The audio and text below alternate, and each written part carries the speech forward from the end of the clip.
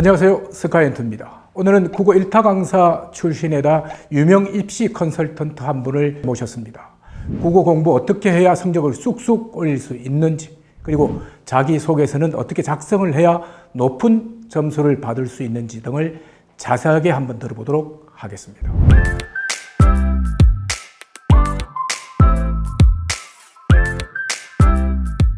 국어는 쉽다라고 생각을 하는데, 근데 실제 부딪혀보면 어렵단 말이에요. 그 어려운 이유가 뭐라고 생각하세요? 말 그대로 우리말이기 때문에 어릴 때부터 아이들이 모국어로서의 직관력은 가지고 있잖아요. 그러다 보니까 딱히 공부를 하지 않아도 초등학교 때와 중학교 때까지는 어느 정도 성적이 나올 거예요. 그래서 이제 상대적으로 다른 과목에 비해서 조금 소홀히 할 수 있는 그런 과목인 것 같아요. 그러다가 고등학교 올라가게 되면 읽어야 하는 지문의 양도 일단 많아지고, 그리고 다양한 이제 장르의 텍스트가 나오게 되고, 그리고 문제의 난이도도 올라가게 되다 보니까 아이들이 이제 그때부터 어렵다라고 생각을 하고, 다른 타 과목에 비해서 공부한 만큼 바로바로 성적이 안 나오니까 나중에 어렵다라고 생각을 하죠. 근데 이제 우리나라 고등학생들이 영어와 수학에 굉장히 많은 부분을 할애를 하고, 초등학교 때부터 영어와 수학의 선행은 많이 이루어지기 때문에 상대적으로 국어에 대한 어떤 이제 시간을 투자를 하는 비중이 좀 적은 것 같아요. 그래서 아이들이 다른 과목에 비해서 조금 더 적게 시간을 투자하면서도 빨리 성적이 나올 수 있지 않을까라는 그런 기대가 큰 만큼 조금 이제 어렵다라고 느끼지 않을까라는 생각을 하고 있습니다. 그래서 결국 말씀드리면, 우리가 영어는 끊임없이 단어를 외우고 독해 연습을 하고 공부를 많이 하잖아요. 그것처럼 국어도 언어이기 때문에 꾸준히 지속적으로 장기간에 걸쳐서 공부를 하는 것이 필요한 것 같아요. 네. 책을 많이 읽으면 최고야 라는, 저도 그런 생각을 갖고 있는데요. 그게 꼭 그렇게 정비례하나요? 결론부터 말씀을 드리면 상관관계가 없지는 않지만 그렇다고 필요충분 조건은 아니라고 저는 생각을 합니다. 문제 해결력이 가장 중요하고요. 그리고 논리적인 사고력이 가장 중요하고요. 그리고 기본적인 국어의 개념이라는 것이 분명히 있어요. 근데 이런 건 있어요. 평소 독서를 넓고 깊게 한 학생들이 입시에서는 분명히 두각을 드러내거든요. 그러니까 예를 들면은 자소서를 하나를 봐도 풍부한 독서를 한 학생들이 쓴 글은 좀 다릅니다. 어휘 선택도 다르고, 그리고 아주 표현도 디테일하고 굉장히 생생하고 구체적으로 서술을 할 수 있는 이제 그런 능력도 조금은 이제 보여지고요. 그리고 어느 대학, 어느 학과를 막론하고 모든 교수님들이 가장 선호하는 학생이 바로 독서를 많이 한 학생. 그런 학생을 이제 수시 전형에서는 가장 우선순위로 뽑죠. 그러니까 학생의 신분에 있어서 학생들이 배경 지식을 넓히거나 또는 본인이 좋아하는 분야를 더 탐구하거나 세상을 더 알아가는 그런 지혜를 배우거나 할 때 독서만큼 가장 쉽게 접하면서도 독서만큼도 좋은 것이 없기 때문에 고등학교 입시에서 독서의 양과 그리고 어떤 책을 읽었느냐, 어떤 분야의 책을 읽었느냐는 수시 입시에서 굉장히 중요한 부분을 담당을 하고 있어요. 심지어는 자기소개서에 이제 자율문항이라는 것이 있는데, 대학별 자율문항이라는 것이 있는데, 서울대학교는 항상 책을 물어봤어요. 당신이 가장 감명 깊게 읽었던 책, 당신에게 인생에 영향을 주었던 책, 이렇게 책을 2권을 선정해서 그 책에 대해서 이제 질문을 하죠. 그 책에 대해서 이제 써봐라라는 질문을 할 정도로 책을 많이 읽은 학생들은 아무래도 입시에 굉장히 유리한 그런 학생이라고 저는 생각을 합니다. 그리고 시간 안에 문제를 다 풀지 못하는 학생들도 꽤 있잖아요. 그랬을 때 글을 읽는 속도는 아무래도 많이 읽은 학생들이 빠를 수가 있겠죠. 국어 과목은 암기 과목이 아니다라는 말이 있어요. 거기에 대해서 어떻게 생각하세요? 저는 부분적인 암기 과목이라고 생각을 합니다. 아이들이 어려워하는 영역이 또 문법 영역인데요. 문법은 반드시 암기가 필요해요.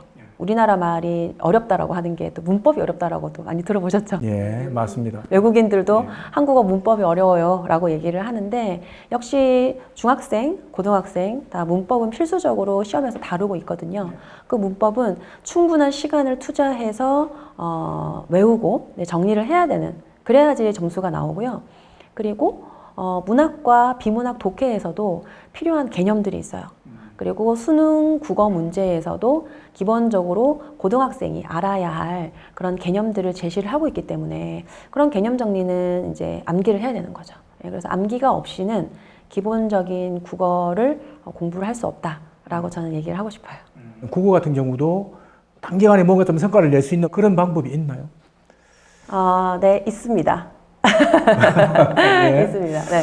첫 번째로 이제 제가 학생들한테 얘기를 하는 것은 지피지기면 100점 불태다 라고 얘기를 하거든요. 상대를 알고 그리고 나를 알면 100번 나가도 위태로움이 없다라는 뜻인 것처럼 시험 문제에서 무엇이 나오는지를 미리 알고 들어가는 거죠.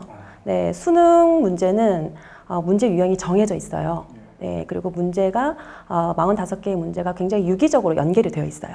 네, 그래서 어떤 문제가 나오고 출제자가 무엇을 물어보는지 먼저 파악을 하고요. 그렇다면 나를 알아야 하는데 내가 그 문제를 맞힐 수 있냐, 내가 그리고 그 문제의 어떤 부분을 모르고 있는 건지, 개념을 모르고 있는 건지, 그다음에 문제를 푸는 방법을 모르는 건지 여러 가지 나의 약점이 있죠. 그리고 내가 잘하는 것이 있을 것이고, 그래서 나를 파악을 한 다음에 거기에 맞게 이제 대응을 하는 거죠. 네, 그래서 처음에는 출제자가 이제 무엇을 물어보는지 출제 의도를 정확하게 파악을 하고, 그 다음에 나의 취약점부터 먼저 집중적으로 공략을 하면 빠른 시간에 성적이 올라갈 수 있습니다. 두 번째, 이제 단기간에 성적을 또 올려야 하는 방법은 문제 해결력을 기르는 것인데요. 결국은 학생들이 이제 학교에서 시험을 보든 수능 시험을 보든 이제 수치화된 점수가 자신의 국어 성적을 보여주는 그런 지표가 되기 때문에 어쨌든 우리는 시험장에서 문제를 풀어야 되잖아요. 네, 그래서 문제 해결력을 반드시 길러야 합니다. 네, 그래서 제가 학생들에게 강조하는 부분이 또 이런 문제 해결력인데요. 문제 해결력을 기르는 방법은 의외로 굉장히 단순한데 어떤 양적인 접근보다는 질적인 접근을 하라고 얘기를 해주고 싶어요.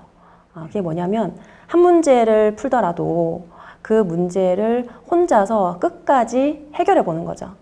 그러니까 수능 문제는 일단 제시문이라는 정보를 주고요. 그리고 보기라는 정보를 또 줍니다. 그리고 선택지가 5개가 있고 그 5개 중에서 가장 합리적이고 적절한 한 가지를 고르던가 아니면 가장 적절하지 않은 것 한 가지를 고르던가 이렇게 이제 문제를 출제를 하는데 출제자가 주는 정보들이 있겠죠. 처음에 이제 제시문이 있을 것이고 그 다음에 보기가 있고 그 다음에 선택지 5개가 있고 이 정보들을 가지고 이 문제를 풀기 위해서 내가 필요한 정보가 무엇인지 일단은 취사 선택을 해야 되고요.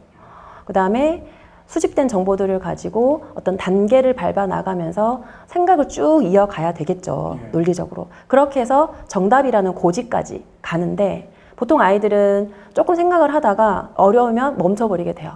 그리고 적당히 답을 쓰죠. 그러고 난 다음에 답지를 보고 채점을 하게 됩니다. 그러면 이제 자신이 틀린 것을 알게 되고요.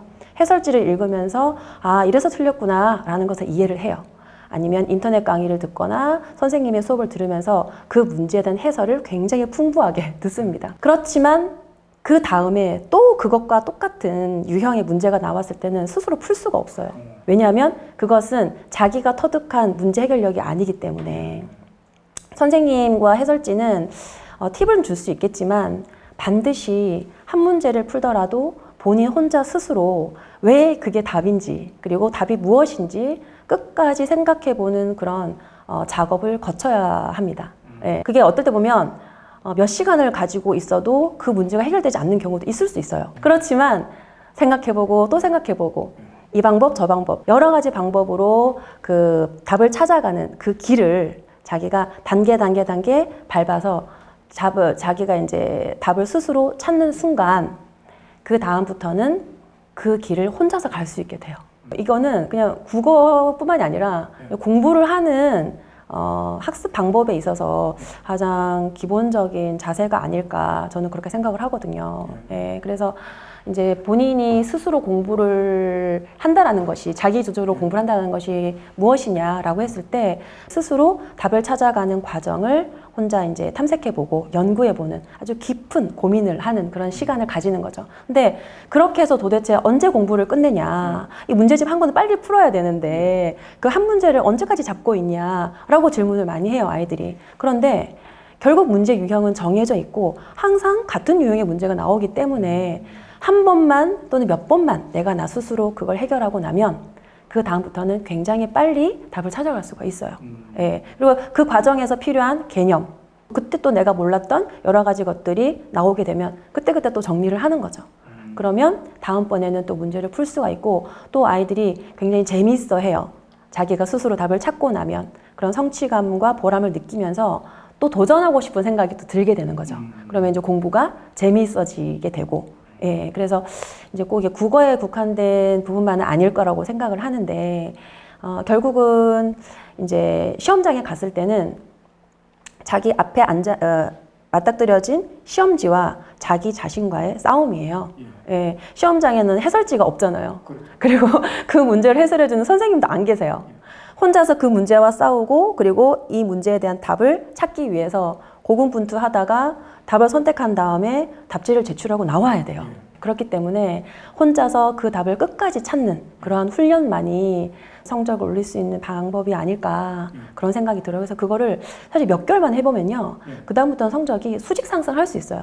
다른 것들은 부수적인 것들이고요. 문제를 풀기 위해서 필요한 개념들이나 여러 가지 이제 요소들은 그때그때 공부를 해 나가고 암기를 해 나가면 되니까. 예. 그래서 그런 거를 이제 제가 학생들한테 많이 강조를 하는 편이죠. 결국은 그것이 가장 빠른 지름길이라고 저는 생각을 합니다. 이게 굉장히 중요한 거란 말이에요. 근데 이게 못하는 이유가 뭘까요? 끊기죠. 그리고 이제 몇 번 해보다가 생각을 하는 것이 힘드니까. 예. 예. 그리고 이제 지속적으로 그렇게 할 수 있게 누군가가 옆에서 충분해, 잘했어. 다음에 한 번 더 도전해봐 라는 용기를 준다던가 그리고 계속 그것을 이제 잘 했는지 피드백을 해준다던가 이제 그러한 옆에 이제 부수적인 조건들이 있으면 더 좋겠죠. 아마 제 얘기를 듣고 공감을 하는 학생들이 많이 있을 거라고 생각을 해요. 아, 내가 왜 성적이 오르지 않았는가 그동안 나는 정말 수업 열심히 듣고 정말 필기도 열심히 하고 수업 시간에 한 번도 안 졸고 그리고 맨날 외우고 공부를 열심히 하는데 왜 문제만 풀면 틀릴까? 왜 틀리는 걸 또 똑같이 틀릴까? 네, 이제 그런 생각을 한 학생들은 제 이야기를 공감하지 않을까라고 생각을 합니다. 실제로 선생님 말씀 듣고 성적을 올린 그런 케이스가 있나요? 네, 있죠. 예, 그러니까 4등급이었는데 1등급으로 올라간 몇 개월 만에 올라간 학생들도 있었어요. 또 이과 학생들은 국어를 굉장히 어렵게 생각하는 아이들이 많이 있어요. 그런데 결국은 문제를 풀어 나가는 거니까 문제를 그렇게 풀기 위한 어떤 문제 해결력을 기르는 방법을 가르쳐주면 이과 아이들이 훨씬 더 논리정연하게 답을 찾아가는 이제 그런 과정들을 숙지를 하면서 잘 따라오는 것 같더라고요. 그래서 이제 이과 학생이었는데 4등급에서 1등급이 된 사례도 있었고, 그리고 고등학교 2학년이었는데 고3 올라가면서 갑자기 이제 성적이 상승한 사례도 있었어요. 그것처럼 이제 어떤 그 공부하는 시간에 비례해서 정비례로 이렇게 올라가는 것이 아니라 어느 순간 올라가는 이제 그런 지점이 있어요. 그 지점까지 끈기 있게 공부를 하다 보면 이렇게 성적이 수직 상승하는 경우들이 많이 있습니다. 그 국어에 대한 어떤 막연한 환상, 그러니까 국어는 책을 많이 읽는 학생이 문제를 잘 풀어. 또는 문학작품을 나는 너무 싫어하는데 문학작품을 좋아하는 친구들이 국어를 잘해. 뭐 이런 생각들을 가지고 있는 경우가 있어요. 이제 이과 아이들은 또 아무래도 그런 문학작품을 접하기보다는 본인들이 좋아하는 이제 그런 적성들이 있다 보니까 그래서 문학작품을 접할 때도 어떠한 이제 환상을 가지고 자꾸만 이제 이걸 쓴 작가의 생각이 무엇일까를 읽으려고 한다던가 문제를 풀 때 별로 도움이 되지 않는 그런 생각들이 먼저 막혀 있다 보니까 그래서 제가 문제 해결력을 기르는 방법을 먼저 얘기를 그렇게 해주죠.